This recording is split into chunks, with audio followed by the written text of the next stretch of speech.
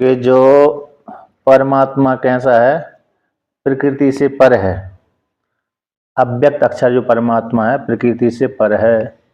ऐसे पर रूप परमात्मा को जो साधक अथवा साधिका प्राप्त हो गए हैं, तो ऐसे जो परमात्मा को प्राप्त करने वाले साधक अथवा साधिका पुनः पृथ्वी लोक में, इन संसार लोक में लौट करके नहीं आते, अर्थात उनका पुनर्जन्म नहीं होता। और जो परमात्मा से इतर लोक में गए हैं, इतर अन्य देवता को प्राप्त हुए हैं, तो वो तो संसार में ही हैं, तो फिर उनका आवागमन लगा रहता है। जो परमात्मा को प्राप्त नहीं हुआ, ईश्वर रूप अक्षर परमात्मा को प्राप्त नहीं हुआ, उसका आवागमन होता है। और जिस साधक अथवा साधिका का, मुमुक्षु का परमात्मा की प्राप्ति हो गई है, अक्षर ब्रह्म की प्राप्ति हो गई है, वो लौट करके नहीं आता, अर्थात उसका पुनर्जन्म नहीं होता। ऐसा जो परमात्मा है, पर परमात्मा है, वह किसके द्वारा लब्ध होता है? तो भगवान ने कहा, अर्जुन ने प्रश्न किया कि जिस परमात्मा को प्राप्त हुआ व्यक्ति लौट करके नहीं आता, उस परमात्मा की प्राप्ति किस साधन से होती है? तो ऐसा प्रश्न बन जाने पर भगवान ने कहा, अनन्या भक्त्या। इसके द्वारा, अनन्य भक्ति के द्वारा भय जो परमात्मा है, पर पुरुष है, परह पुरुष, वो भक्ति के, अनन्य भक्ति के द्वारा लब्ध होता है, प्राप्त हो जाता है, यानी अभेद चिंतन। तो अनन्य भक्ति किस प्रकार से की जाएगी?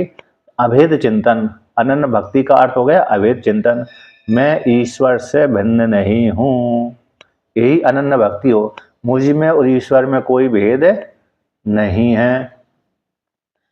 यदि भिन्न करके उपासना करता है तो वो फिर दूसरी भक्ति हो जाएगी, भेद वाली भक्ति हो जाएगी, अन्य वाली हो गई ना, अन्य। और अनन्य का अर्थ हो न अन्यति अनन्य, जो अन्य नहीं है यानी भिन्न नहीं है, तो उसको बोलते अनन्य। और भिन्न, अन्य का अर्थ हो गया भिन्न, तो भिन्न करके उपासना करने वाले को भिन्न भिन्न हो जाता है। जो अभिन्न करके उपासना करता है अभेद रूप से, तो उसको अनन्य अभिन्न इस वाक्य के द्वारा वर्णन करते हैं। तो ऐसी अनन्य भक्ति के द्वारा वह परमात्मा यानी ईश्वर कहते हैं, भगवान कहते हैं, मैं अनन्य भक्ति के द्वारा प्राप्त हो जाता हूँ। इन पर जो परमात्मा है, पर परमात्मा पुरुष अनन्य भक्ति के द्वारा लब्ध होता है। उस परमात्मा के, जो परमात्मा भक्ति के द्वारा लब्ध होता है, उस परमात्मा के भीतर है, मध्य में संपूर्ण जगत कल्पित है, क्योंकि परमात्मा ही अधिष्ठान है। ईश्वर रूप जो परमात्मा है, अक्षर ब्रह्म है, संपूर्ण जगत का अधिष्ठाता है। जैसे रस्सी, रस्सी सर्प की अधिष्ठाता कहलाती है, अर्थात रस्सी में ही सर्प की कल्पना होती है। यद्यपि रस्सी में सर्प नहीं रहता, फिर भी भ्रम को लेकर के, अविद्या रूप भ्रम को लेकर के रस्सी में सर्प की कल्पना हो जाती है। उसी प्रकार से अविद्या यानी माया को लेकर के परमात्मा में सारे भूतों की कल्पना हो जाती है। इसलिए परमात्मा रूप जो ईश्वर है, संपूर्ण जगत का अधिष्ठाता है, अधिष्ठान है। उसी अधिष्ठान रूप परमात्मा में अंतःस्थानी भूतानि, सारे भूत कैसे अंतर्भूत रहते हैं, अतः उसमें कल्पित हैं। उस कहते हैं, अब वही परमात्मा अविद्या को लेकर के, माया को लेकर के कहते हैं, इदम ततम, इदम सर्वम ततम है, जो संपूर्ण जगत को व्याप्त करके रहता है। किस श्रुति के अनुसार? अनेन जीवेन आत्मना अनुप्रविश्य नाम रूपे व्याकरवाणी। और दूसरी श्रुति हो गई, तत्सृष्ट्वा तदेवानुप्राविशत, उसने सृष्टि करी वही प्रवेश कर गया। इस रूप से जीव रूप से परमात्मा ने संपूर्ण जगत को व्याप्त करके रहता है, इस प्रकार से वर्णन किया।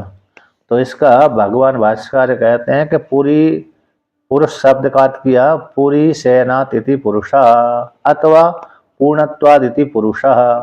पूरी में शयन करता है इसलिए पुरुष कहलाता है, अथवा पूर्ण होने से, इसको पूर्ण होने में किसी दूसरे की अपेक्षा नहीं रहती, पूर्ण होने में किसी दूसरे की सहायता नहीं रहती। जैसे अन्य व्यक्तियों को तो दूसरे धन आदि की आवश्यकता रहती है पूर्ण होने के लिए, फिर भी कमी बनी रहती है, किंतु परमात्मा रूप पुरुष को पूर्ण होने में किसी दूसरी वस्तु की सहायता की आवश्यकता नहीं है, किसी वस्तु की जरूरत नहीं है, इसलिए अपने आप में पूर्ण है। ऐसा जो परमात्मा है, पर है, हे पार्थ है, निरतिशय है, इससे अतिशय जिससे निकल गया, अतिशय जिससे निकल गया उसको बोलते हैं निरतिशय। ऐसा जो परमात्मा है, उस परमात्मा से कहते हैं, इस परमात्मा पुरुषार्थ न परम किंचित, उस परमात्मा से बढ़कर कोई आगे है ही नहीं है। स काष्ठा सा परागति, वे परमात्मा ही पुरुषार्थ न परम किंचित स काष्ठा सा परागति। कैसी है? कठोपनिषद का वाक्य है। तो उस परमात्मा से, और कहते हैं एन अक्षरम पुरुषम वेद सत्यम, जिस परमात्मा के द्वारा ही, अक्षर के द्वारा संपूर्ण जगत व्याप्त है। ऐसे जो परमात्मा, उससे बढ़कर कोई घटा काष्ठा एन सीमा गति आदि नहीं, यही परमात्मा सबकी सीमा है, गति है। ऐसे जो परमात्मा, सब परमात्मा भक्त्या लभ्यस्य, भक्ति के द्वारा ही प्राप्त होता है। इससे बढ़कर और किंचित कोई दूसरी काष्ठा गति आदि नहीं है। ईश्वर जो परमात्मा है, अक्षर जो परमात्मा है, इसको छोड़ करके कोई नया होगा, नया होगा ऐसा नहीं है। जैसे वो ये मानते हैं ना, वैष्णव मानते हैं, वैष्णव मानते हैं, क्या मानते हैं? एक श्लोक आता है देवी भागवत का, देवी भागवत पुराण का है, अरे कहाँ पर आया था?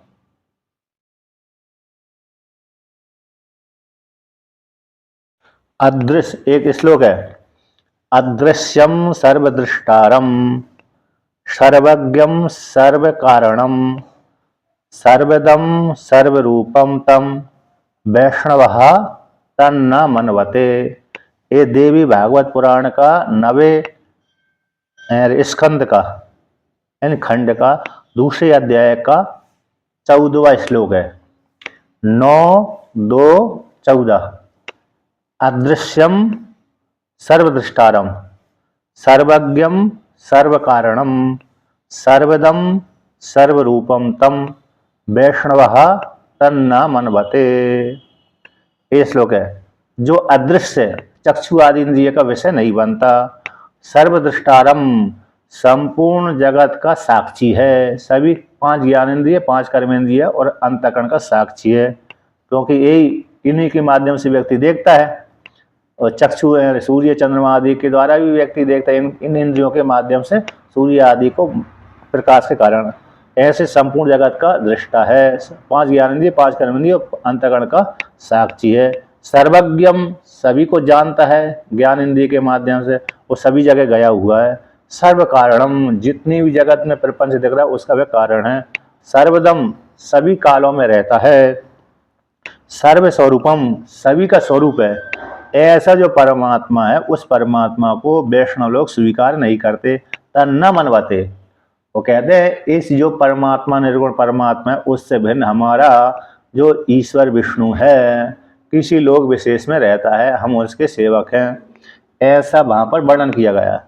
तो इस प्रकार से वो ऐसा कहते हैं। तो यहाँ पर कहते हैं, इसी को कहते हैं, कठोपनिषद में इसका खंडन कर देते हैं कि पुरुषार्थ न परम किंचित सा काष्ठा सा परागति, इससे बढ़कर के कोई गति नहीं है, यही सीमा है, एक गति है, एक काष्ठा है, सीमा है, इस प्रकार से।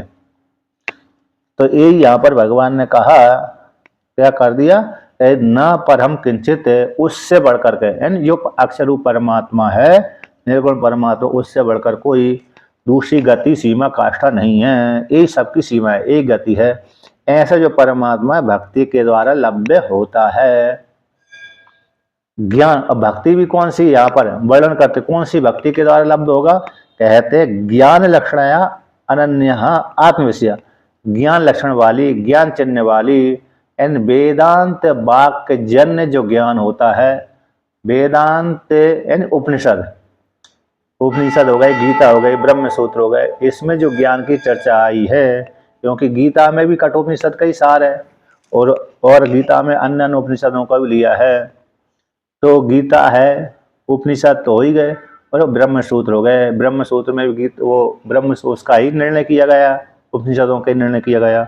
तो ऐसी ज्ञान लक्षण जिन उपनिषदों वाक्यों के द्वारा ज्ञान की वृत्ति बनती है, ऐसे ज्ञान के द्वारा और ज्ञान उस और कैसे होगी, अनन्य भक्ति के द्वारा, श्रद्धा विश्वास पूर्वक, हाँ इसके द्वारा ही कल्याण होगा।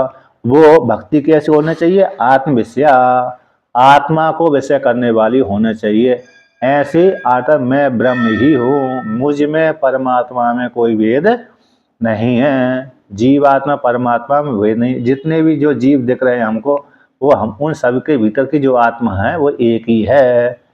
ऐसी जो भक्ति है, और मैं निर्गुण निराकार हूँ, कर्ता भोक्ता नहीं हूँ, ईश्वर से भिन्न नहीं हूँ, ऐसी जो परम भक्ति है, उत्कृष्ट भक्ति है, परा भक्ति, उत्कृष्ट भक्ति, श्रेष्ठ भक्ति, अनन्य भक्ति, आत्मा को विषय करने वाली भक्ति, उस भक्ति के द्वारा ही वह परमात्मा ईश्वर अक्षर ब्रह्म परमात्मा प्राप्त होता है। कहते यस्य पुरुषस्य अंतस्थाने, तो कहते हैं जिस पुरुष के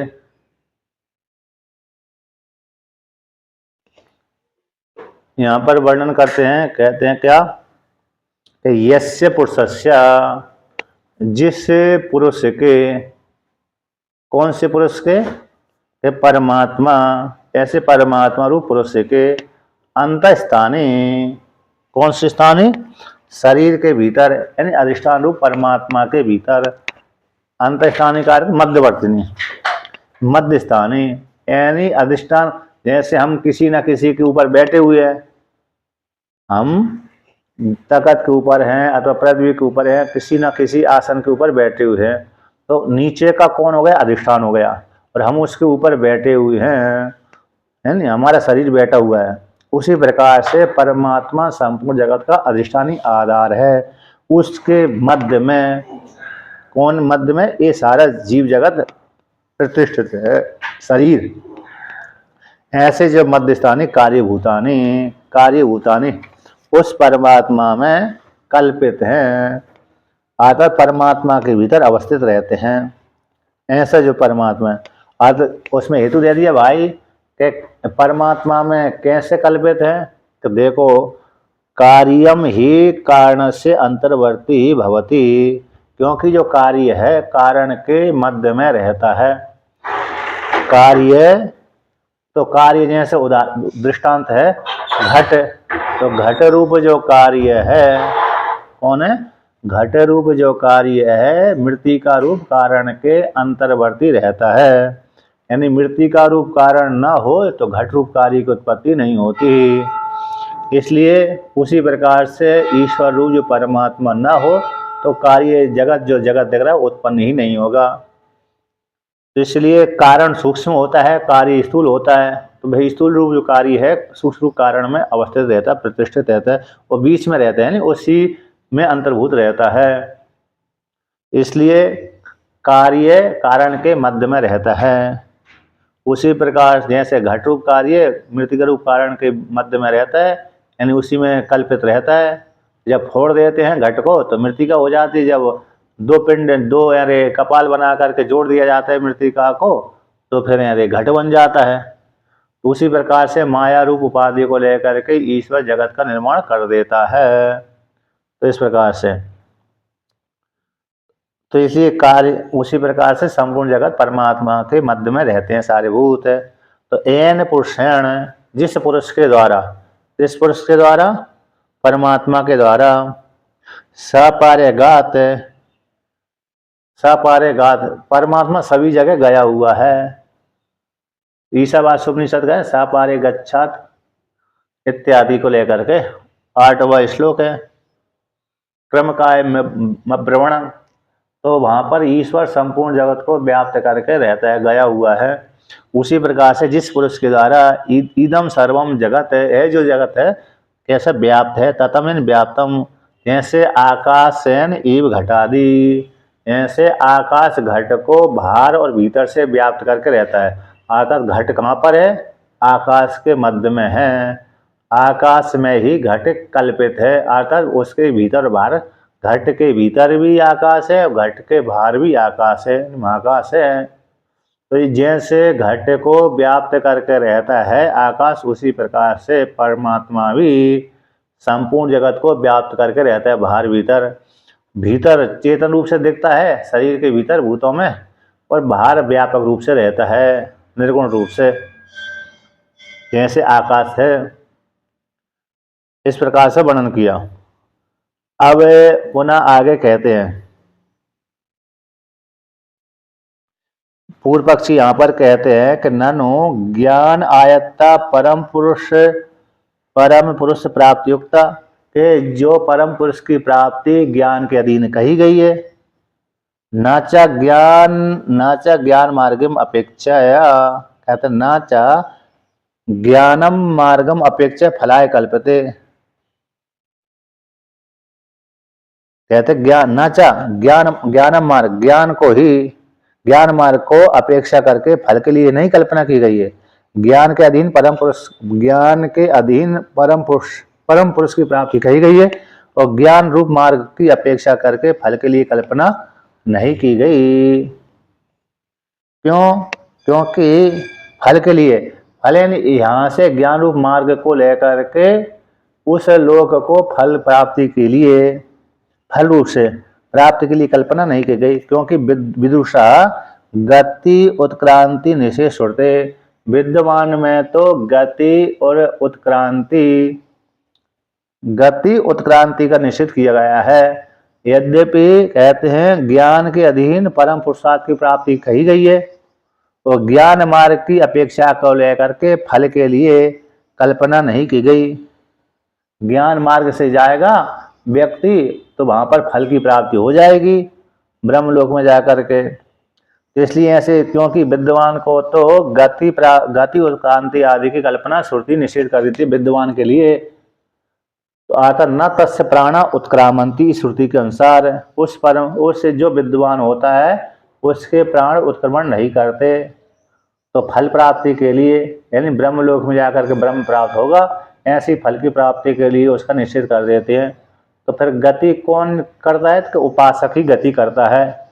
सगुण ब्रह्म की उपासना करने वाला और निर्गुण ब्रह्म की उपासना करने वाला, जिसको यहाँ पर ज्ञान नहीं हो पाया है, हमारे उपासना करने वाले को, सगुण ब्रह्म की उपासना करने वाले को, कार्य ब्रह्म की उपासना करने वाले को यहाँ पर दृढ़ ज्ञान नहीं हो पाया, ऐसा व्यक्ति उत्क्रमण करता है।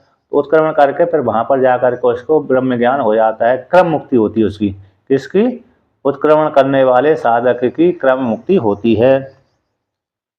इसलिए तथा उसी प्रकार मार्ग उक्ति पर जो मार्ग की उक्ति कही गई है वो अयुक्त है, ऐसी आशंका करके विद्वान के लिए तो कोई मार्ग है ही नहीं है, ज्ञान के अधीन ही मेरे परम पुरुषार्थ की प्राप्ति कही गई है, किंतु विद्वान के लिए गति क्रांति उत्क्रांति आदि का निषेध हो जाने से तो ज्ञान मार्ग को अपेक्षा लेकर फल की कल्पना नहीं की गई।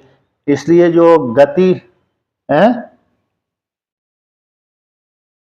उस विवक्षा उसको लेकर के, हाँ इसके लिए ही ये जो हमने वस्तु खरीदी है, किसी व्यक्ति के लिए वस्तु खरीदी है ना, निमित्त, तो कैसे जैसे विवाह आदि होता है ना, तो विवाह आदि में हमको इतनी सामग्री लगेगी, उस विवाह की विवक्षा को लेकर के देख करके उसके निमित्त से हमने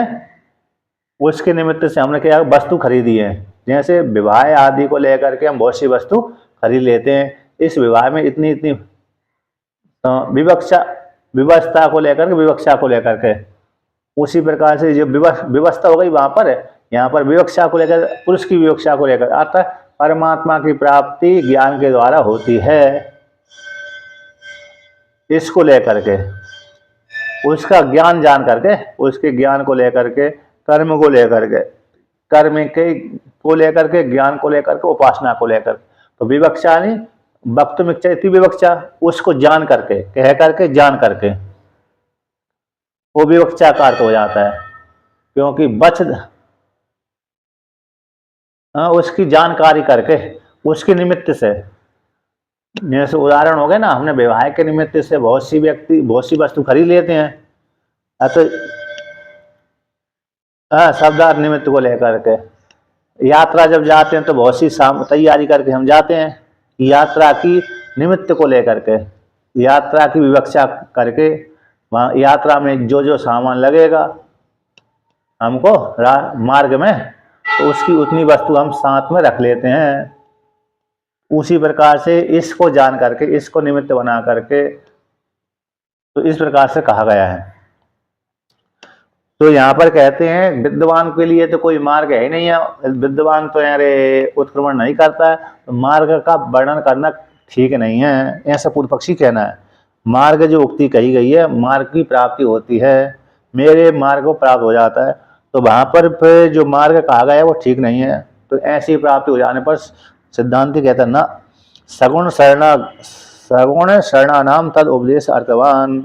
इस सगुण ब्रह्म की उपासना करने वाले हैं ना, निर्गुण ब्रह्म की उपासना करने वाले का तो उत्क्रमण नहीं हो रहा। निर्गुण परमा जो ज्ञान के द्वारा मोक्ष की प्राप्ति हो गई, उनका तो उत्क्रमण नहीं होता है, किंतु जो सगुण ब्रह्म की उपासना करते हैं उनको यहाँ पर रहते रहते ज्ञान नहीं हो पाया, दृढ़ बोध नहीं हो पाया।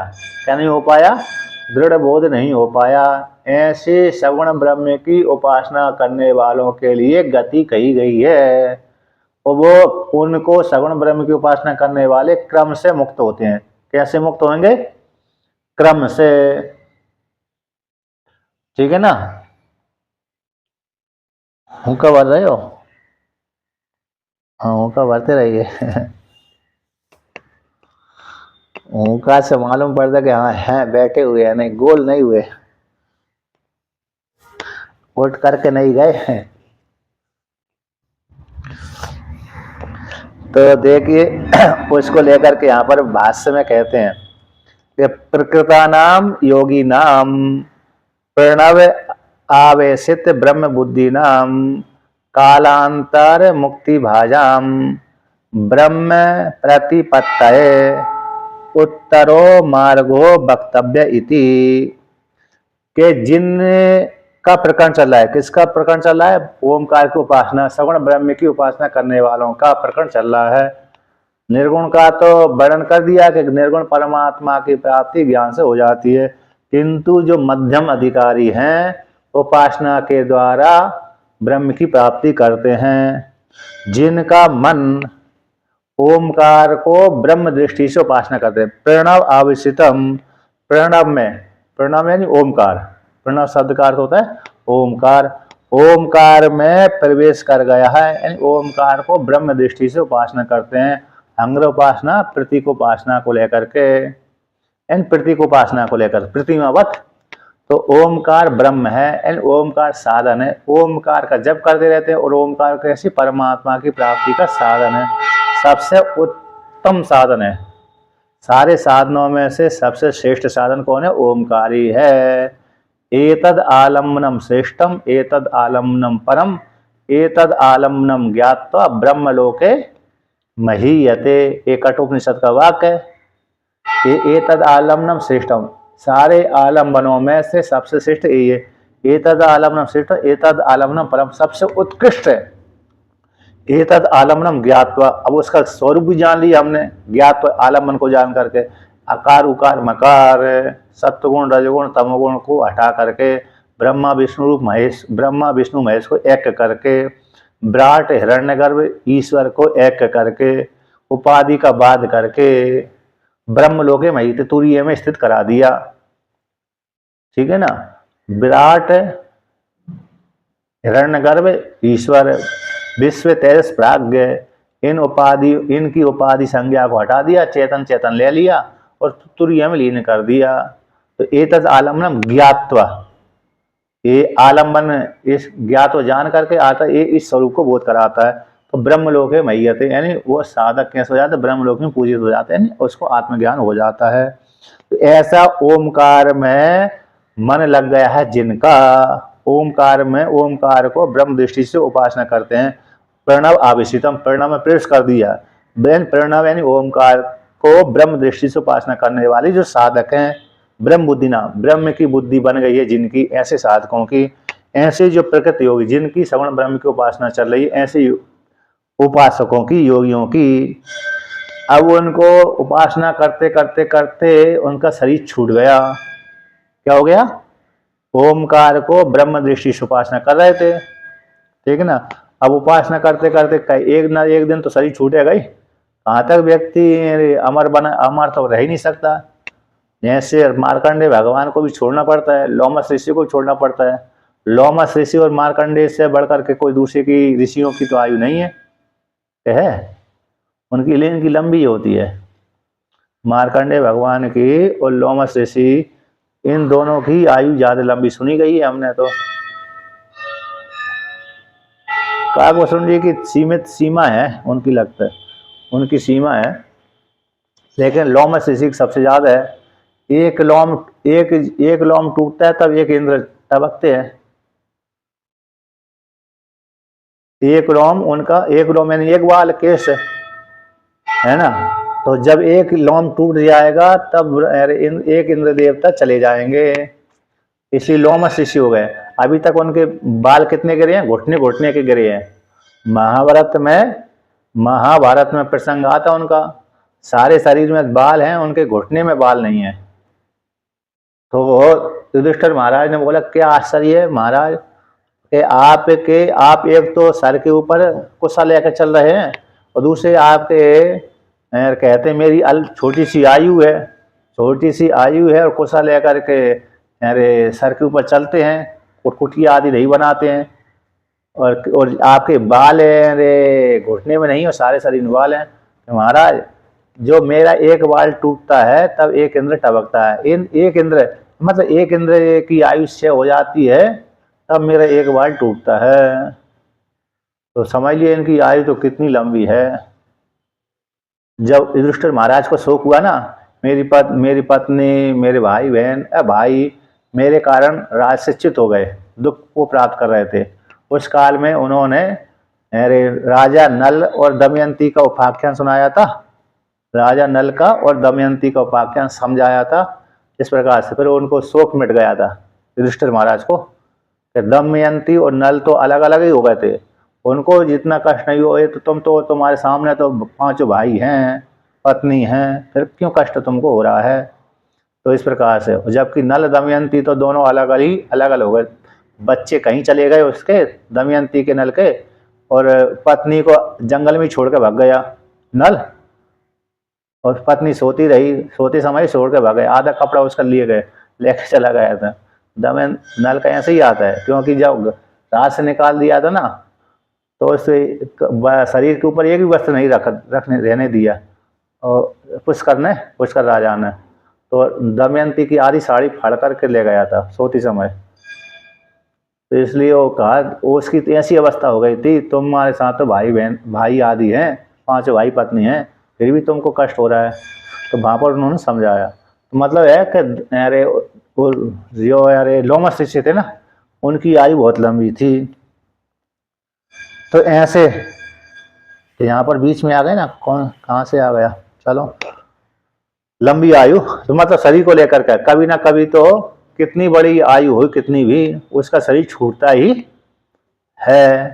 तो ऐसे जो ओमकार की ब्रह्म दृष्टि से उपासना करने वाले साधक हैं, उनको कालांतर मुक्ति भाजाम, कालांतर में मुक्ति की प्राप्ति होती है, क्योंकि उनको यहाँ पर रहते ज्ञान नहीं हो पाया, अथवा ज्ञान हुआ भी, परोक्ष ज्ञान तो हो जाता है, अपरोक्ष ज्ञान में थोड़ी समस्या रहती, अथवा उनको पहले कैसे हुआ था, उनको ब्रह्मलोक में भोगों की इच्छा भी थी, मैं ब्रह्मलोक में जाकर के भोगूं, व्यक्ति को हो जाती नहीं होती।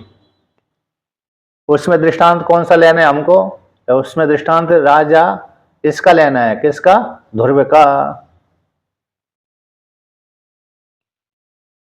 कालू राम जी पूछ रहे हैं, लेकिन माइक खुली नहीं है, तो बिना माइक के नहीं आवाज आएगी। अच्छा ठीक, चलिए। तो देखिए तो मतलब क्या हो गया, अरे जैसे ध्रुव ने भोग की इच्छा से परमात्मा को प्राप्त किया था ना, पहले तो भजन जो किया था ध्रुव जी ने, राजगद्दी के लोक को लेकर के हुआ कि राजगद्दी प्राप्त करूं मैं, इस उद्देश्य से भजन किया था। भली अपने पिता की राजगद्दी ना ले, लेकिन बड़ी राजगद्दी की तो इच्छा थी उसकी। बाद में जब भगवान दर्शन दे के चले गए, वरदान दे के चले गए, आशीर्वाद दे के चले गए, तब उसको वैराग हो गया कि मैंने भगवान से क्या मांग लिया। तो उसी प्रकार से जो उपासक होते हैं उनको हो सकते हैं बीच में पहले थोड़ी मुक्ति की भी इच्छा है और थोड़ी भोगों की भी इच्छा है कि ब्रह्मलोक में जाकर के हम भोग भोगे तो सही, कैसे वहां पर भोग होते हैं। इसलिए वो ओमकार की उपासना करने के पश्चात यहाँ पर भी उनका प्रारब्ध लंबा होता है। दूसरा उदाहरण ले लीजिए, कौन सा, जड़ भरत का ये उदाहरण है, जड़ भरत और ध्रुव, ये उदाहरण के रूप में यहाँ पर हो जाएंगे। तो ऐसी इनकी क्रम मुक्ति होती है, कौन, सगुण ब्रह्म की उपासना करने वालों का। तो कालांतर मुक्ति भाजाम, कालांतर मुक्ति को भोगने वाले ऐसे जो योगी हैं जो ओमकार को ब्रह्म दृष्टि से उपासना करते हैं, तो ब्रह्म प्रतिपत्ति के लिए इन आत्मा की प्राप्ति के लिए उत्तर मार्ग वक्तव्य, इन उत्तरायण मार्ग, उत्तर मार्ग मतलब उत्तरायण मार्ग, इस किस मार्ग से जाएंगे जो जो उनको मुक्ति की कालांतर में प्राप्ति होगी, इन क्रम मुक्ति होगी। तो उनके लिए कोई ना कोई मार्ग होगा। ऐसे काशी जाने के लिए मार्ग होता है, एक ट्रेन मार्ग मतलब एक रेल पटरी वाला, एक बस वाला और एक हवाई जहाज वाला आकाश मार्ग है ना। एक जल मार्ग तो कम ही मिलता है दोस्तों, गंगा किनारे ही मिलेगा, किसी न किसी कहीं कहीं तो थल मार्ग है और वायु मार्ग है। तो जैसे काशी में जाने वाले के लिए मार्ग है, उसी प्रकार से ब्रह्म की प्रतिपत्ति के लिए कोई ना कोई मार्ग होना चाहिए, इसलिए उस मार्ग को कहना चाहिए। तो उत्तर मार्ग कहना चाहिए। उत्तर मार्ग से उत्तर मार्ग में उत्तरायण मार्ग, इन सूर्य मार्ग, ये पर्यायवाची नाम हो गए। शुक्ल मार्ग, सूर्य मार्ग, उत्तरायण मार्ग, उत्तर मार्ग, उनको कहना चाहिए। इति यत्र काले इत्यादि वाक्य के द्वारा जब व्यक्ति मर करके जाता है तब इस मार्ग से होकर के जाता है। तो इत्यादि, यत्र काले इत्यादि विवक्षित अर्थ, विवक्षितम वक्तुमिच्छा विवक्षित, तो विवक्षित मार्ग रूप अर्थ प्रतिपादन करने के लिए, इन मार्ग के प्रतिपादन करने की इच्छा से, कौन से मार्ग, इन उत्तर मार्ग की कथन करने के लिए, तो विवक्षित अर्थ के समर्पण के लिए उच्चते, यानी इस मार्ग की प्राप्ति के, इस मार्ग के माध्यम से उसको, साधक को, मुमुक्षु को, अधिकारी को ब्रह्म की प्राप्ति हो जाएगी, क्रम मुक्ति उनकी हो जाएगी। विवक्षित, जिसकी विवक्षा की जा रही है, की जाने वाली है, ऐसे उस मार्ग के लिए, इस मार्ग से व्यक्ति चलेगा तो फिर उस मार्ग में चलते चलते उसको उस गति की प्राप्ति हो जाएगी। कहते हैं आवृत्ति मार्ग उपन्यास इतर मार्ग स्तुति, जो आवृत्ति मार्ग है, लौटने वाला मार्ग है, उपन्यास इतर मार्ग स्तुति, जो दक्षिणायन मार्ग होता है, दक्षिणायन मार्ग तो लौटने वाला मार्ग होता है, उसके पश्चात उसके उत्तर मार्ग की स्तुति के लिए यहाँ पर आया है। तो उत्तर मार्ग की स्तुति हो गई और दक्षिणायन मार्ग की आवृत्ति है, नहीं क्या कर दिया, लौटने वाला हो गया, तो निंदा हो गई, थोड़ी निंदा हो गई। बड़े एक की स्तुति करते हैं, दूसरे की निंदा अपने आप ही हो जाती है ना। अर्थात कम में गिन दिया, जिसमें ज्यादा विशेषण लगा दी उसकी ज्यादा स्तुति हो गई, जिसमें कम विशेषण लगा दिया उसकी स्तुति तो हुई लेकिन कम हुई। एक कोटि में नहीं डाला ना, अलग अलग कोटि में डाल दिया। इसलिए आवृत्ति मार्ग के उपन्यास है, आवृत्ति मार्ग लौटने वाला मार्ग है, तो आवृत्ति मार्ग का जो उपन्यास है इतर मार्ग की स्तुति के लिए, इन उत्तरायण मार्ग की स्तुति के लिए है, उसको लेकर के कहते हैं। यहाँ पर टीका में आया है, टीका में 304 नंबर पृष्ठ पे चौथी पंक्ति ऊपर से, साचेत वक्तव्यम उत्तर मार्ग कहना चाहिए। साचेत वक्तव्य का अर्थ होगा उत्तर मार्ग कहना चाहिए। तभी तब तो किमिति अध्यात्म आदि भाव से, अध्यात्म आदि भाव से सब इस ब्रह्म को ध्यान करने वाले साधकों का अध्यात्म आदि भाव से, अध्यात्म शरीर के भीतर ही आत्मा का चिंतन करना और अध्यात्म विद्या का उपदेश करना, अध्यात्म विद्या का चिंतन करना, इन सगुण ब्रह्म को उपासना करना, उसमें आत्म भावना भी करना, अभिचिंतन करना, ऐसे अध्यात्म आदि भाव से उपनिषदों को आलम्ब लेकर के ओमकार को ब्रह्म दृष्टि से उपासना करने वाले साधक जो सब इस ब्रह्म को ध्यान करने वाले हैं, ऐसे उनका फल फल की प्राप्ति के लिए, यानी सगुण ब्रह्म की प्राप्ति, सगुण ब्रह्म की प्राप्ति से फिर निर्गुण ब्रह्म की प्राप्ति। क्योंकि तुलसीदास भगवान ने कहा है ना, अगुण ही सगुण ही नहीं कछु कर भेदा, अगुण में और सगुण में कोई भेद नहीं है। इस प्रकार तो सगुण ब्रह्म की प्राप्ति हो गई तो निर्गुण की प्राप्ति हो जाती है अपने आप ही। सगुण ब्रह्म भी तो मुश्किल से मिलता है, वो छोटा मोटा ब्रह्म तो है नहीं है सगुण ब्रह्म है, तो वो भी भयंकर उपासना करनी पड़ती है। यदि जन्मान पूर्व कल्पों में उसकी उपासना कमजोर है तो इस जन्म में नहीं प्राप्त होगा। यदि पूर्व जन्म की उसकी उपासना बड़ी तीव्र थी तो हो जाता है। इसलिए तो ऐसे सगुण ब्रह्म जो सविशेष ब्रह्म का ध्यान करने वालों के लिए फल की प्राप्ति के लिए मूर्धन्य नाड़ी संबंधे कैसे उत्क्रमण करेगा व्यक्ति, तो मूर्धा नाड़ी के साथ संबंध होकर के। मूर्धा नाड़ी यानी जो योगी जब शरीर छोड़ता है ना तो हृदय देश से प्राण निकलेंगे तो इंगला पिंगला में न जा करके इंगला नाड़ी और पिंगला नाड़ी को छोड़ करके जो इंगला और पिंगला के बीच से जो सुषुम्ना नाड़ी गई है, इंगला पिंगला सूर्य चंद्रमा, उसको सूर्य चंद्रमा ही बोलते हैं नाड़ी, इंगला पिंगला को सूर्य और चंद्रमा नाड़ी, इन दोनों नाड़ियों को त्याग करके सुषुम्ना नाड़ी, तो मूर्धन्य नाड़ी सुषुम्ना नाड़ी संबंध से देवयान मार्ग है, देवयान जो मार्ग है उत्तरायण मार्ग है, उस मार्ग से उपास की प्राप्ति के लिए काल का निर्देश किया जा रहा है। इस नाड़ी से व्यक्ति जाएगा है। हिता शब्द का अर्थ हित को चाहने वाली, हित को चाहने, हिता शब्द का अर्थ होते हित को चाहने वाली, इसलिए वो हित को चाहने वाली हिता नाड़ियां कहेंगे तो वो 100 नाड़ियां जाएंगी। हिता नाम की संज्ञा 100 नाड़ियां होती हैं, ठीक है ना। तो इस प्रकार तो उस नाड़ी को इंग और ईड़ा पीड़ा सुषुम्ना, ईड़ा पीड़ा और सुषुम्ना, इस सुषुम्ना 3 नाड़ी प्रदान होती हैं। हिता नाम की नाड़ियां 100 हो गई, 100 में से फिर 10 नाड़ियां प्रदान होती हैं, 10 नाड़ियां, और 10 में 10 प्रदान हो, 10 में से फिर 3 प्रदान हो, 3 में से फिर 1 ही प्रदान है। एक 72 करोड़ 72 लाख 10,201 नाड़ियां हैं, 72 करोड़ 72 लाख 10,201 नाड़ियां हैं। ये प्रश्नोपनिषद में इसका वर्णन आता है ना। 72 करोड़ 72 लाख 10,201, और रोम हमारे शरीर के भीतर 3.5 करोड़ 3.5 करोड़ रोम है। ये रोम का वर्णन आता है ब्रह्म पुराण में आया है, ब्रह्म पुराण में, उसमें पातिव्रत धर्म की आख्यान में वो प्रसंग किया था। जो पतिव्रता स्त्री को इतना सुख प्राप्त होता है, मर करके जब जाती है तो इतने वर्षों तक वो स्वर्ग में रह करके सुख भोगती है।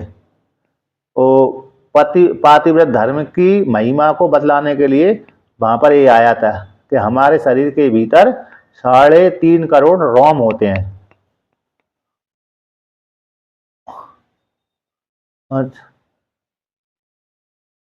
अच्छा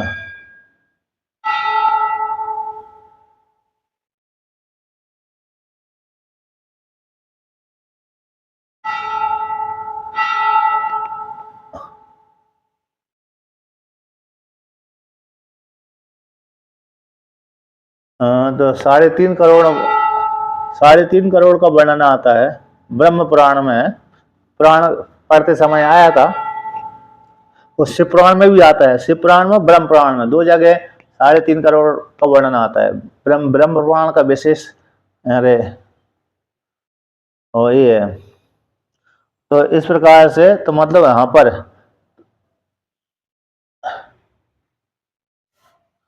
तो ऐसी जो नाड़ियां हैं 72 करोड़ 72 लाख 10,201 नाड़ियां, उसमें से 10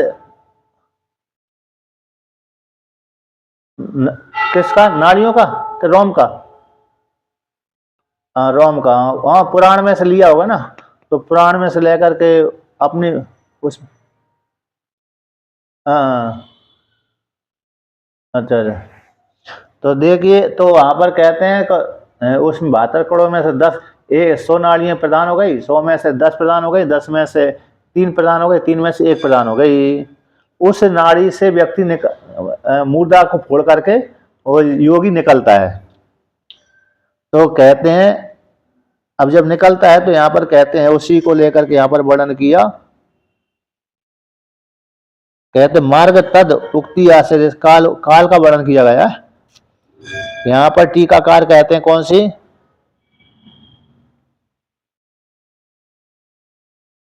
टीका में नीचे से तीसरी पंक्ति कहते हैं आवृत्ति है ना, आवृत्ति मार्ग का उपन्यास, जो लौटने वाला मार्ग है उसके उपन्यास के द्वारा इतर मार्ग की यानी उत्तरायण मार्ग की स्तुति की गई है। तो मार्गांतर की आवृत्ति फल से यानी मार्गांतर की आवृत्ति, मार्गांतर का, मार्गांतर नहीं जो लौटने वाली नहीं है उस वाले मार्ग का आवृत्ति फलवान होने से अस्य इस मार्ग का इन उत्तरायण मार्ग की अनावृत्ति फलत्वात्, उत्तरायण मार्ग कैसे अनावृत्ति फल वाला है, तद अपेक्षा यानी लौटने वाले मार्ग की अपेक्षा से ये उत्तरायण मार्ग कैसा महिमा वाला, ये स्तुति उसकी हो गई। अब उसी को लेकर के यहाँ पर कहते हैं 23वां श्लोक का पाठ करते हैं। यत्र काले त्वनावृत्तिम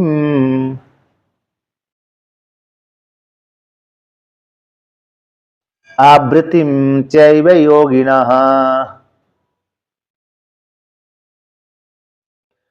प्रयाता यान्ति तं कालम्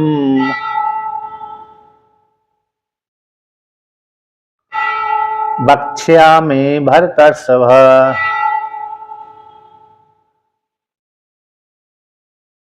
तो यहाँ पर कहते हैं यत्र काले तु अनावृत्तिम, यत्र काले प्रयाता यान्ति, जिस काल में ओमकार की उपासना करते करते अब उसका प्रारब्ध योग समाप्त हो गया। कैसे हो गया?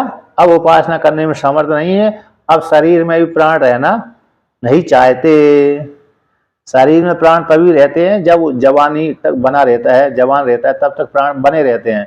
जब देखकर शिथिल हो गया, कृष्ण हो गया शरीर, तो वो उस शरीर से प्राण भी निकलना चाहते हैं जबरदस्ती, है ना। और व्यक्ति रोक करके भी रखता है तब भी वो निकल ही जाते हैं। व्यक्ति नहीं चाहता कि प्राण इस शरीर से निकले तब भी वो निकल ही जाते हैं। सही है ना। जैसे दूसरा व्यक्ति, गंतव्य वाला व्यक्ति दूसरे घर से जबरदस्ती निकल, भली रोक है लेकिन निकल ही जाता है। उसी प्रकार से जिस काल में उसके मरण काल की प्राप्ति हो जाने पर उस व्यक्ति से के शरीर से यानी उपासक के शरीर से, मुमुक्षु के शरीर से, उपासक के शरीर से प्राण शरीर से निकल गए, तो मरण काल में मरते समय प्राण उससे निकल जाते हैं। निकल जाने के पश्चात वह योगी उपासक कहते हैं किस मार्ग से जाएगा? उत्तरायण मार्ग से जाएगा। कौन से? अनावृत्ति मार्ग से जाएगा। कहते हैं जिस काल मर करके जाएगा तो आवृत्ति और अनावृत्ति, एक आवृत्ति वाला मार्ग है, एक अनावृत्ति वाला मार्ग है, एक लौटने वाला मार्ग है, एक न लौटने वाला। तो अनावृत्ति शब्द न लौटने वाला मार्ग, आवृत्ति शब्द लौटने वाला शब्द। अर्थात आवृत्ति मार्ग से यदि कोई गया है तो लौट करके जरूर आएगा, अनावृत्ति मार्ग से गया है, उत्तरायण मार्ग से गया है तो लौट करके नहीं आएगा। तो ऐसा जो योगी है यानी कर्मी है, योगी शब्द यहाँ पर कर्मी का वाचक है। तो ऐसे इन दोनों मार्गों से जब व्यक्ति कर्मी और उपासक है, जब शरीर छोड़ करके जाता है, कर्मी भी जाता है शरीर छोड़ करके, उपासक भी जाता है, तो वह जो उपासक है वो तो अनावृत्ति वाले मार्ग से जाता है तो वो लौट करके नहीं आता। किंतु जो कर्मी गया है, उपासक गया है, उपासक तो अनावृत्ति ना लौटने वाले मार्ग से जाएगा, और जो कर्मी है लौटने वाले मार्ग से जाएगा, तो वो लौट करके आता है।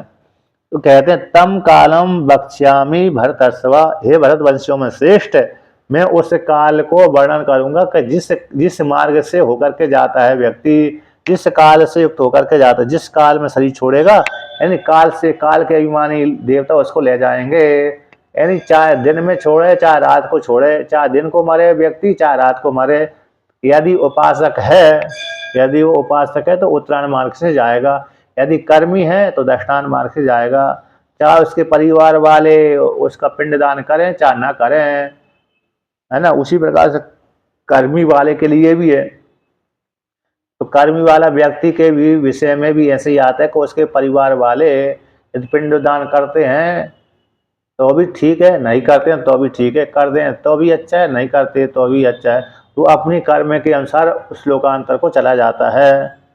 जिसके अच्छे कर्म नहीं है वही प्रतीक्षा करता है कि भाई मेरा कोई ना कोई सदगति कर दे, पिंडदान आदि कर दे, शरीर का संस्कार कर दे, प्रेत कर्म आदि क्रिया कर दे। वो प्रतीक्षा करता है जिसने जीवन भर अच्छे कर्म नहीं किए।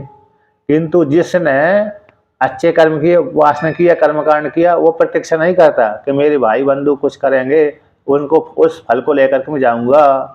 वो प्रतीक्षा नहीं करता, वो तो सीधा ही चला जाता है। जैसे ही मरा उसी समय यमराज के दूत उसको, यमराज के दूत तो भगवान के दूत है, उसको उस लोक में ले जाते हैं उपासना के बल के प्रभाव से।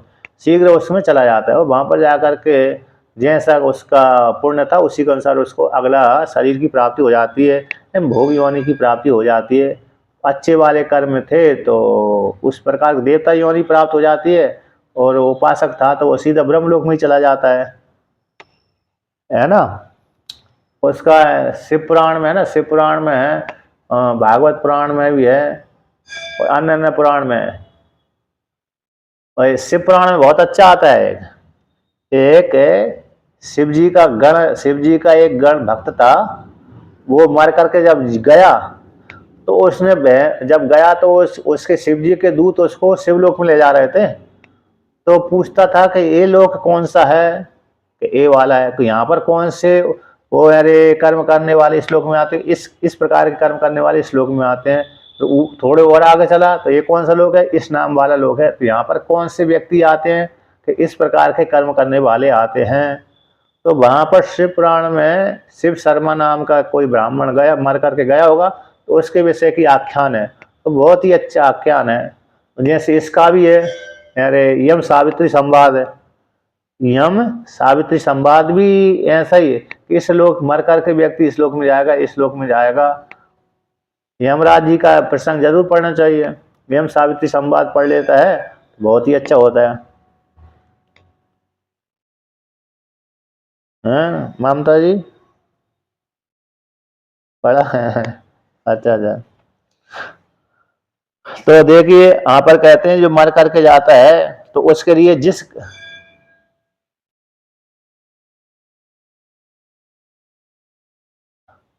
हाँ रोचक है, रोचक कहानी भी है ना, वो रोचक कहानी है।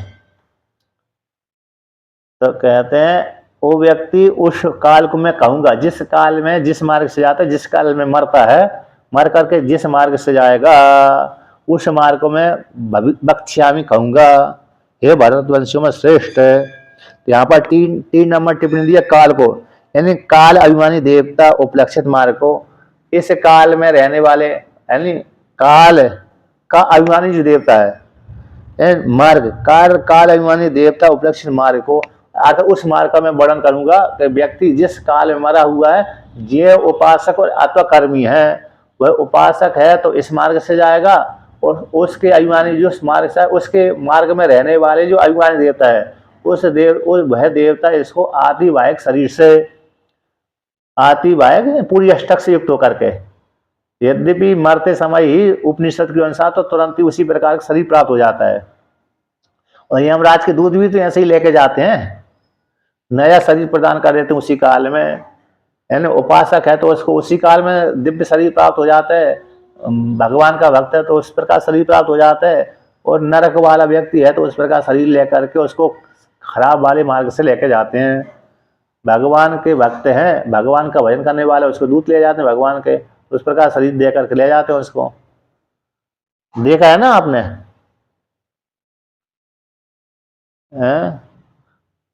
देखा है ना, भगवान के दूत ऐसे लेके जाते हैं। ऐसा नहीं देखे, कल्पना करेंगे तो, कल्पना करेंगे तो दिख जाएंगे, कल्पना करते हैं।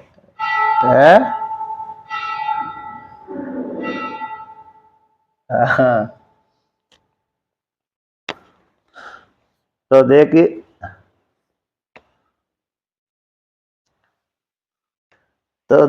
तो यहाँ पर कहते हैं उस मार्ग को कहते हैं। अब भगवान भास्कर इसका व्याख्यान कर देते हैं। और यत्र काले प्रियाता इति विभेते संबंध, जिस काल में व्यक्ति मर करके जाता है, तो यत्र काल जिस काल मरेगा, तो मरेगा तो फिर व्यक्ति अब उसको कौन ले जाएगा, तो कहाँ जाएगा, तो जिस काल मरे है और जैसा उपासक है उस मार्ग से जाएगा, उस मार्ग के अभिमानी देवता उसको वहां पर उस देश में पहुंचा देते हैं। ब्रह्मलोक में तो वहां पर वायु लोक तक यहीं के देवता लेके जाते हैं, आतिवाहिक शरीर से लेके जाते हैं देवता और वायु लोक तक लेके जाते हैं। वायु लोक के आगे और यहाँ के मनु महाराज की सृष्टि के देवता नहीं लेके जाते, बल्कि ब्रह्मा जी के जो अमानव पुरुष हैं वही उसको लेके जाते हैं वायु लोक से ऊपर ब्रह्मलोक में। तो प्रयाता मर करके जब जाता है तो इति विवहते संदेह, जो विवहते यानी व्यवधान पूर्वक संबंध है। तो व्यवधान पूर्वक मतलब पहली पंक्ति में तो यत्र काले आया और तीसरी पंक्ति में प्रयाता यान्ति ये आया, तो बीच का ना आवृत्ति अनावृत्ति चैव योगिना इतना जो संबंध आया है इसको व्यवधान पड़ गया। तो इस प्रकार से जो प्रयाता यान्ति इसको जोड़ लेना चाहिए, आगे के साथ पाठ कर लेना चाहिए। जब मर करके जाता है तो इस प्रकार से इस मार्ग से जाएगा उस मार्ग से जाएगा। अब उसका वर्णन करते हैं, किस मार्ग से जाएगा, तो इस मार्ग से जाएगा। यत्र यस्मिन काले तू अनावृत्तिम यानी अपुनर्जन्म, आवृत्ति ही आवृत्तिम यानी तद विपरीता चैवा, जिस काल में मर करके व्यक्ति जाता है यदि उपासक है तो अनावृत्ति मार्ग को यानी अपुनर्जन्म वाले मार्ग को जाएगा। अब जिसमें दोबारा का जन्म नहीं होता ऐसे मार्ग से ब्रह्मलोक में जाएगा। और जो कर्मी है आवृत्ति इन तद विपरीता, किसके विपरीत, पुनर्जन्म के अपुनर्जन्म के विपरीत इन पुनर्जन्म वाले मार्ग को जाएगा। मार्ग से होकर के कहाँ तक, पृथ्वीलोक पर्यंत तक जाएगा। ब्रह्मलोक से नीचे वाले हैं सगुण ब्रह्म के ऊपर एक कौन से अन्य देवी देवता की उपासना करने वाले कर्मकांडी हैं। तो कर्मकांडी व्यक्ति इस लोक को जाएंगे तो लौट करके आते हैं। जो जैसे गंगा में स्नान किया, यमुना में स्नान किया, नर्मदा जी में स्नान किया, अन्न थोड़ा दान किया, दत्तपूर्त आदि कर्म किए, ऐसे व्यक्ति कर्म करने वाले हैं वो लौट करके आते हैं। उन्होंने सगुण ब्रह्म की उपासना की है लेकिन भेद पूर्वक की है, यानी गंगा को, यमुना को, नर्मदा जी आदि में स्नान तो किया है लेकिन व्यापक दृष्टि से उनको चिंतन नहीं किया। और दान पुण्य तो किया लेकिन इस पापों की निवृत्ति के लिए, पुण्य की प्राप्ति के लिए, सुख की प्राप्ति के लिए किया लेकिन व्यापक दृष्टि से नहीं, इसलिए भेद दृष्टि बनी रही। तो भेद दृष्टि बनी रही तो उनको पुण्य ज़्यादा नहीं हुआ, तो ज़्यादा नहीं हुआ तो फिर वो नीचे के लोक में जाएगा और वहाँ पर लौटना पड़ता है। ऐसे लोक में जाकर के पुनः पुण्य क्षय हो जाने के पश्चात लौट करके आ जाता है। तो कहते हैं कौन जाएंगे, आवृत्तिम और अनावृत्तिम ऐसे मार्ग को जाते हैं। तो कहते हैं योगिना इति, योगिना कर्मण्यश्च उच्यन्ते, योगी शब्द से यहाँ पर कर्मी, जो कर्मी है वह आवृत्ति वाले मार्ग को जाते हैं और लौट करके आते हैं। अग्निहोत्र आदि कर्म करने वाले व्यक्ति पृथ्वीलोक पर्यंत तक जाते हैं, चंद्रमा लोक पर्यंत तक जाते हैं, फिर लौट करके आ जाते हैं। कर्मकांडी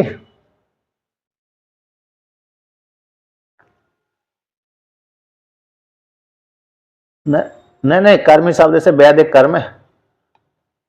और जो घोर कर्म, घोर जो धन आदि कमाने में ही लगे हैं, दान पुण्य नहीं करते हैं, तो वो तो कर्मी तो है लेकिन वो जाएंगे नहीं ऊपर के लोक में,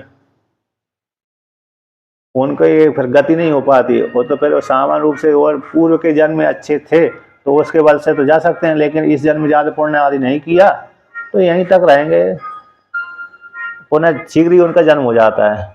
और तो हो सकते मनुष्य योनि का जन्म ही ना प्राप्त हो उनको तो फिर, लेकिन अरे वर्ण और आश्रम के अनुसार उन्होंने कर्म किया तो फिर स्वर्गलोक में चला जाता है, यानी स्वर्गलोक में भी जा सकता है, जल्दी लौट करके जाएगा। और दूसरा अरे फिर उसको आश्रम वृद्धि हो जाती है। यदि जिस व्यक्ति ने अपने वर्ण के अनुसार कर्म किया है तो अगला जन्म उसको नीचे के वर्ण में है तो ऊपर वाले वर्ण में उसको जन्म लेगा। ऐसे महाभारत के अनुसार कीड़े के ऊपर व्यास भगवान ने दया करी थी, कीड़े से फिर वो यानी पशु पक्षी बन करके शूद्र वर्ण में पैदा हुआ, वहां पर भी व्यास भगवान दया करते रहे, शूद्र वर्ण में रह करके उसके ऊपर भी दया कर दी, तो उसने फिर वर्ण के अनुसार कर्म किया तो फिर उसका अगला जन्म वैश्य का प्राप्त हो गया। और वैश्य में रह करके उसने वर्ण के अनुसार कर्म किया तो अगला जन्म उसको क्षत्रिय प्राप्त हुआ, क्षत्रिय वर्ण में रहकर उस वर्ण के अनुसार कर्म किया तो अगला जन्म उसको ब्राह्मण का मिल गया, वही ब्राह्मण का रह करके ब्रह्म वेत्ता बन गए, उसी को जैमिनी आचार्य बोलते हैं। तो ऐसा है। तो एक कीड़े के ऊपर व्यास भगवान ने दया करी थी, तो फिर वही कीड़े से ब्राह्मण आदि की वो चला गया था, योनि में चला गया था, वर्ण में चला गया था, लेकिन वर्ण आश्रम के अनुसार कर्म करने वाला। तो वहां पर ये महाभारत का आख्यान है ये। तो यहाँ पर कहते हैं तो कर्मिणस्तु गुणतः, कर्मिणस्तु गुणतः, गुणों को लेकर के यहाँ पर वर्णन करते हैं कैसे, कर्म योगेन योगिनाम इति विशेषणाद योगिना, जहाँ पर इसी यहाँ योग शब्द से आत्मयोगी ले लेना चाहिए, परमात्मा की उपासना करने वाले को ले लेना चाहिए। यहाँ पर कर्मी का गुणों को लेकर के यहाँ पर कर्मी कहा गया कि कर्म योग है ना योगिनाम, योगियों के लिए कर्म मार्ग कहा गया है मैंने, ज्ञानियों के लिए ज्ञान मार्ग और कर्मियों के लिए मैंने कर्म मार्ग है। तो विशेषण से यहाँ पर योगी शब्द से उसी को ले लेना चाहिए, कर्मी को ले लेना चाहिए। ये ऐसे जो कर्मी हैं, अगर कर्मकांड अग्निहोत्र आदि कर्म करते हैं, ऐसे व्यक्ति आवृत्ति वाले मार्ग से जाएंगे, जहाँ पर लौट करके आना पड़ती है। अब कहते हैं यत्र काले प्रयाता मृतः योगिनो अनावृत्तिम यान्ति तत्र यत्र काले च प्रयाता आवृत्तिम यान्ति तम कालम वक्ष्यामि भरतस्व। कहते हे भरतवंशियों में श्रेष्ठ, जिस काल में व्यक्ति मर करके जाता है योगी, यानी यहाँ पर योगी शब्द उपासक का वाचक हो गया, जो उपासक के जीवन पर्यंत जिसने उपासना करी, उपासना करके मर करके चला गया, तो वो कौन से मार्ग से जाएगा, उत्तरायण मार्ग से जाएगा, यानी अनावर्ती मार्ग से जाएगा, अतः जिसका पुनर्जन्म नहीं होगा, है ना। वो कहते जिस काल में मर करके जो कर्मी गया है वो आवृत्ति वाले मार्ग से जाएगा, अतः जिसको लौटना पड़ता है ऐसे मार्ग से जाएगा, उस काल को मैं कहूंगा, भविष्य में कहूंगा, यानी कौन से श्लोक में कहूंगा, 24वें श्लोक में मैं कहूंगा, हे भरतवंशियों में श्रेष्ठ है। तो योगिना यानी योगिनो ध्यायिन अत्र विवक्षिता, आवृतौ अधिकृता योगिना कर्मिणा इति विभागा। जो अनावृत्ति में है तो वो ध्यान करने, योगी शब्द से यहाँ पर दोनों को ले लेना चाहिए। मतलब कौन से है कि जो आवृत्ति वाले मार्ग से जाएगा उसको तो कर्मी मान लेना पड़ेगी, किसको, कर्मी, और जो उत्तरायण मार्ग से जाएगा उसको उपासक मान लेना चाहिए।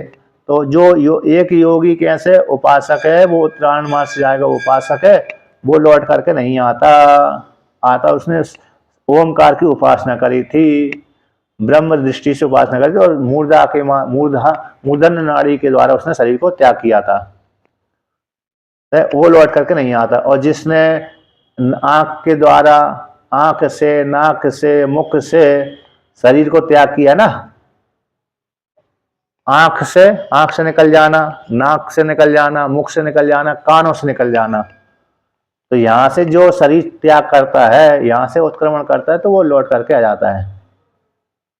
इस प्रकार से ऐसा वर्णन किया। अब जो उत्तरायण मार्ग है, दक्षिणायन मार्ग है, इसका प्रसंग 24 श्लोक का प्रसंग अब कल ही करेंगे, है ना।